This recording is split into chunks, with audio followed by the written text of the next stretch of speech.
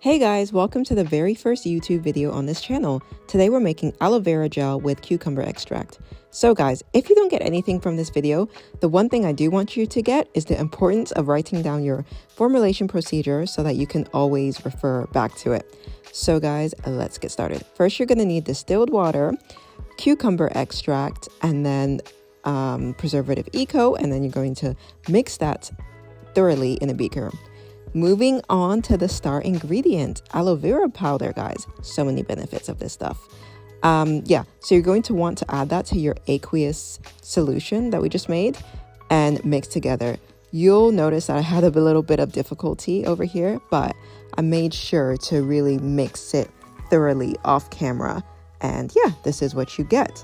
Now, moving on to this slurry mixture, you're going to need xanthan gum and propanediol. So guys, xanthan gum, it can be a little bit tricky to work with, and I don't really see a lot of aloe vera recipes using xanthan gum, but I had it on hand, so I decided to use it. But I will admit I had a few hiccups like over here.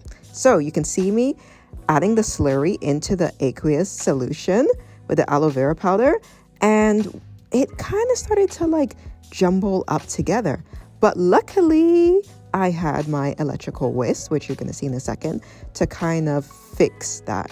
I actually made aloe vera gel 2 years ago, but because I didn't have my formulation procedure, I forgot the need for an electrical whisk. So here's how she's looking, but we're not done yet. We need to take the pH. So you need to measure 1 gram of the product and 9 grams of distilled water and mix as you see me doing. Then we need to choose what we're going to measure the pH with. Either a pH meter, pH strips, or litmus paper strips. I chose to use a pH meter because I have it on hand, so that's what I'm doing here. So the pH ended up being about 4.5 off camera. So I decided to get that aloe vera gel that I made 2 years ago and test the pH of this to see if it swayed. And if it swayed really low, then I was going to decide to increase the pH. Look at the color difference, guys. Anywho, I'm measuring out 1 gram of the old aloe vera gel and 9 grams of the distilled water to test the pH. And off camera, I think it ended up being 4.0. So you know what I decided to do, guys? I decided to increase the pH of this new aloe vera gel, which you see me doing here. Guys, I should not have done this. Anywho, here I am heating up that mixture, and I'm adding about 3 milliliters, I guess, to this aloe vera gel to increase the pH.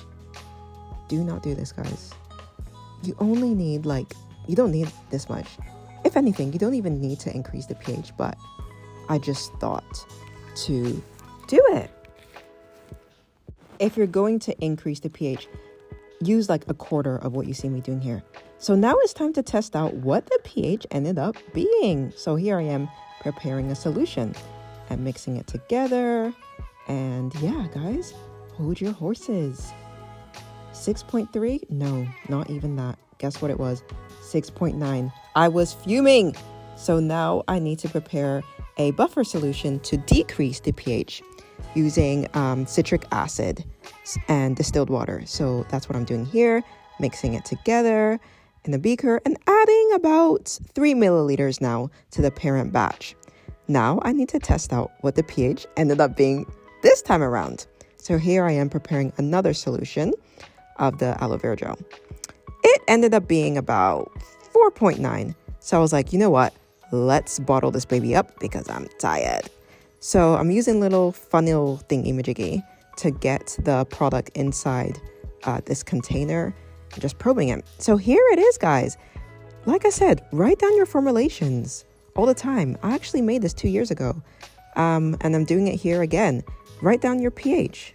So I hope you've learned something. See you in the next video.